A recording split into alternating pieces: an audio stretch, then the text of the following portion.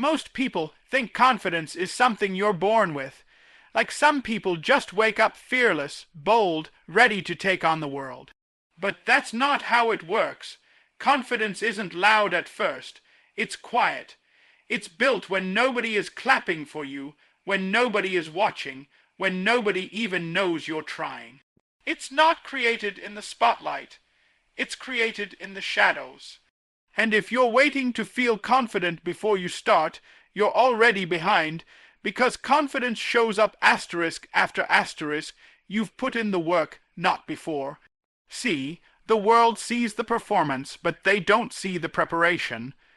They see the win, but they don't see the mornings you didn't feel like getting up and still got up anyway. They see the confidence in your voice, but they didn't hear the doubt you had to talk yourself through just to keep moving. Confidence is built in those private conversations you have with yourself when quitting feels reasonable, when slowing down feels justified, and when excuses start sounding logical. That's where it's decided. Not on stage, not on social media. In those quiet moments when you choose discipline over comfort. You don't become confident by hoping. You become confident by showing up again and again, even when the results aren't showing up yet. That repetition does something to your mind. Every time you keep a promise to yourself, even a small one, you add another brick to the foundation. And every time you break that promise, you take one away. That's why confidence feels shaky for some people. It's not because they're weak. It's because they haven't built anything solid to stand on. Confidence isn't a feeling. It's a record. It's the proof you've been consistent when it would have been easier to disappear. And let me be real with you, nobody is coming to save you. Nobody is coming to hand you belief. Nobody is going to wake you up and say, today's the day you finally feel confident. You have to earn it. You earn it by doing the work even when you're tired, even when you're unsure, even when you're scared. Especially when you're scared, because fear doesn't disappear through thinking, it disappears through action. You don't think your way into confidence, you work your way into it. There are people right now who look confident in public, but inside they're insecure because they haven't put in the private work. And there are people you've overlooked, people you've underestimated, who move quietly, who stay consistent, who don't announce their grind. And when it's time, they rise with a confidence that can't be shaken. Why? Because it's not borrowed, it's earned. They don't need approval because they've already proven it to themselves. Confidence is waking up early when nobody told you to. It's studying when no test is scheduled. It's training when nobody is watching. It's practicing when there's no guarantee it will pay off. That's the art. That's the discipline. That's where belief becomes unbreakable. You start to trust yourself because you've seen yourself do hard things in silence.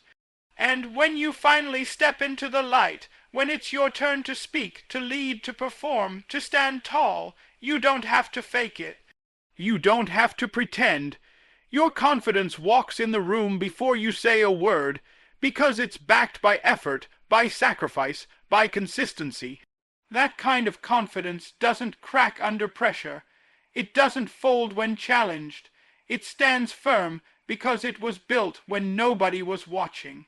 So if you want real confidence, stop looking for it in public and start building it in private.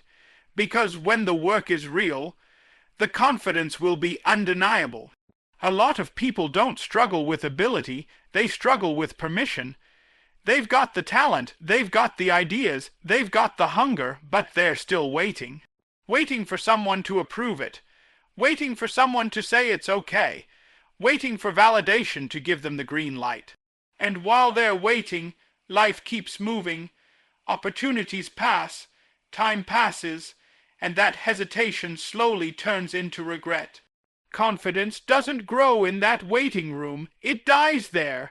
From the time we're young, we're trained to ask, Ask to speak, ask to try, ask to lead, ask to be seen, and that system works for a season.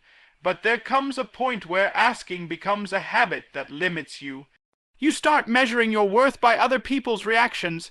If they support you, you move. If they doubt you, you freeze. And, without realizing it, you hand your confidence over to opinions that don't have to live with the consequences of your life. That's dangerous. Here's the truth most people won't tell you. Not everyone is going to understand your vision, and they're not supposed to. Some people can only see as far as their own limits. So when they question you, it's not always because you're wrong. It's because they can't imagine themselves doing what you're trying to do. If you need universal approval to move forward, you'll stay stuck forever. Confidence grows the moment you decide that belief in yourself matters more than applause from others. There's a shift that has to happen internally. You stop asking, "Do they think I can?" and you start asking, "What am I willing to do to prove it to myself?" That's where confidence changes from fragile to firm. Because when your confidence depends on people, it rises and falls with their moods. But when it's rooted in your own commitment, it stays steady. You move differently when you're no longer looking over your shoulder for permission. And let me be clear, this isn't about disrespecting people or ignoring wise counsel. It's about understanding the difference between guidance and dependency. Guidance sharpens you, dependency weakens you. When you rely on others to constantly validate your steps, you never learn to trust your own instincts. Confidence is built when you take responsibility for your decisions, stand by them, and learn from the results, good or bad. Some of the strongest people you'll ever meet didn't become confident because they were cheered on. They became confident because they moved forward while being doubted. They learned how to stand alone before they ever stood out. Rejection didn't stop them. It trained them. Every time they kept going without permission, they proved to themselves that their belief was enough. That's powerful. You don't need everyone to understand you. You don't need everyone to support you. You don't need everyone to like you. What you need is the courage to move even when the room is quiet. Because silence isn't always rejection, sometimes it's just a test to see if you'll quit when nobody claps, or if you'll keep going because you know what you're building. The moment you stop waiting to be chosen and decide to choose yourself, something changes. Your walk changes. Your voice changes, your presence changes, confidence starts to rise, not because the world finally agreed with you, but because you stopped needing the world's approval to move forward. Stop asking for permission to become who you already know you're meant to be. Most people want confidence without the cost. They want to feel strong without ever being stretched. They want belief without ever being broken. But that's not how confidence is formed. Confidence doesn't come from comfort.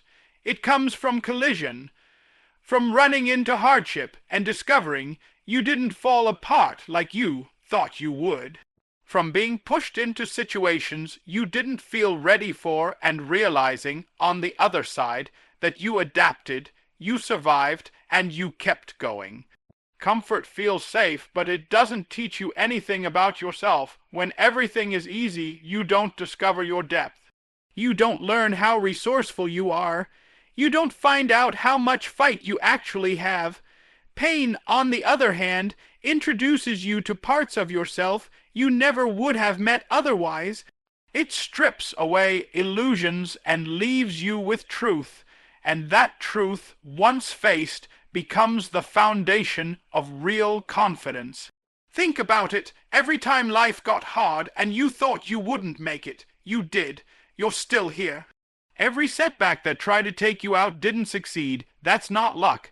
That's evidence. Confidence grows when you start looking at your past not as a list of failures, but as proof of resilience. You've been through pressure. You've been through disappointment. You've been through loss.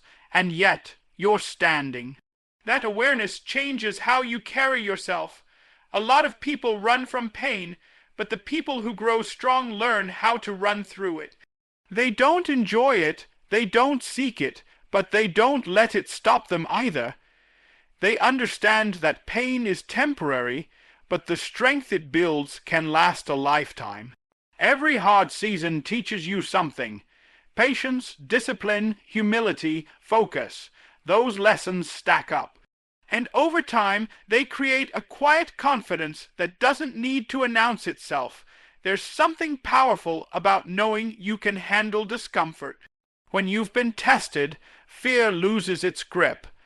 Challenges don't intimidate you the same way anymore because you've already faced worse. You stop panicking at obstacles and start approaching them with clarity, not because you're fearless, but because you're experienced. Confidence isn't the absence of fear. It's the understanding that fear doesn't get the final word. Pain also sharpens your perspective. It forces you to let go of what doesn't matter and focus on what does. You stop chasing approval and start chasing growth. You stop comparing yourself and start committing to your own journey. And in that process, you develop self-respect. You trust yourself more because you've seen how you respond under pressure. That trust is the backbone of confidence. Some of the most confident people you'll ever meet didn't have it easy. They were shaped by struggle. Rejection taught them persistence. Failure taught them humility. Hardship taught them gratitude. They didn't become confident overnight. They became confident because life demanded more from them, and they rose to meet it. Their strength wasn't handed to them. It was earned through endurance. So don't resent the pressure you're under. Don't curse the pain you're in. It's not here to break you. It's here to build you.